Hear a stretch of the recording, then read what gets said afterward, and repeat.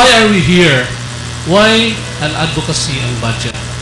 Bakit hindi na lang environment? Napaka-sexy na advocacy yan. Because there is so much horrifying events because of the environment that's going on in the world today. Why not an advocacy on human rights violations?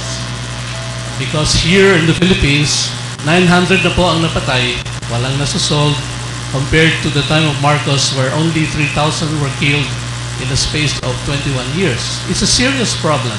Why not that advocacy? Why not an advocacy on media? Alam naman natin, tayo sa media may mga problema din. Environmental journalism is still here. And you see so much sensuality, vulgarism in TV and radio today. Why not an advocacy on media? Bakit budget?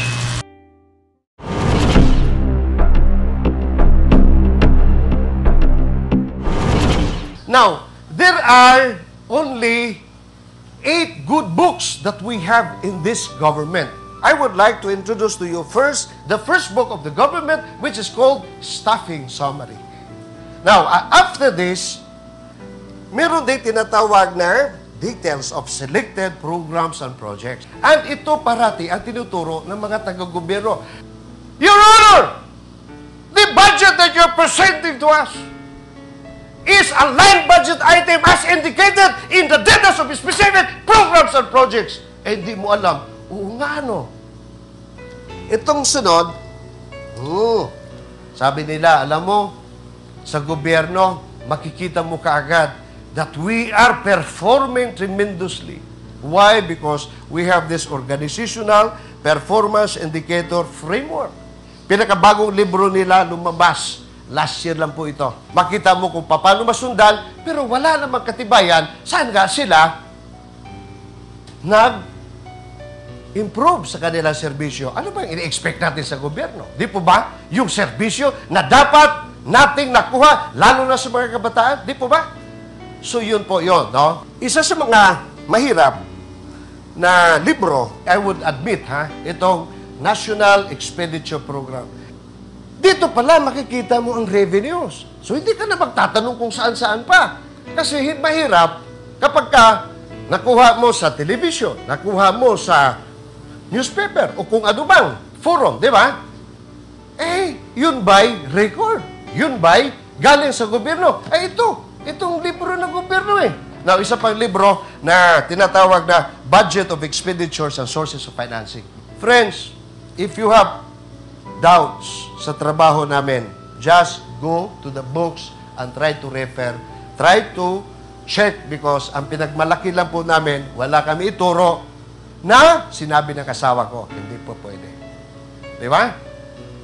Hindi tayo magbubulahan today, sasaliksikin natin itong libro.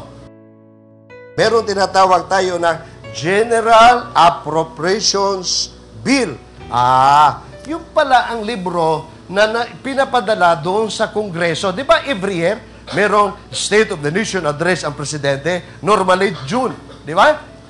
Kasama ito ng Presidente. Di ba? Ito ngayon ang ipipresent ng DBCC. Di ba? Yung sa cycle, no? To the House of Representatives, we would like to submit to you the General Appropriations Bill that we will propose as our national budget for the expenditures of this country. Ganun da. Di ba? Yun na yun. So, ito tinitignan nila.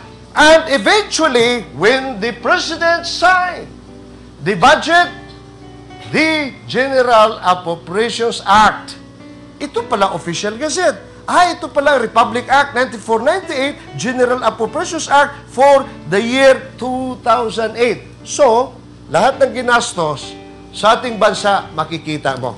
You notice, may mga yellow, di ba? Index na yellow, di ba? Would you like to believe na ito yung budget sa iba't ibang departamento sa ating bansa? Department of Public Works, etc., etc. Now, this is the special purpose funds, di ba? And we have other features na madali ding intindihin.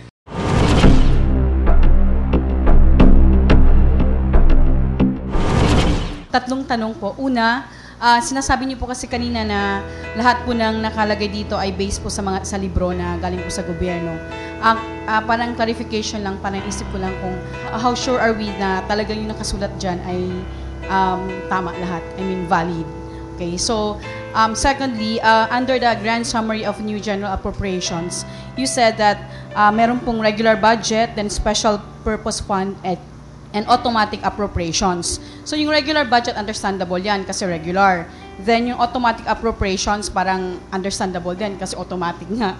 So, itong special purpose fund, can we consider this as a contingency fund or as the need arises lang ba yung pag-spend dito? Or parang nandyan lang yan siya para in case lang na may mga unforeseen lang na mga events na mangyari, kailangan natin siya i-spend. Ganon yung ano. At saka pangatlo, aside from these materials that you gave us, saan pa, pwede ho ba kami maka-request or makakuha ng mga presentations na binigay po ninyo sa amin?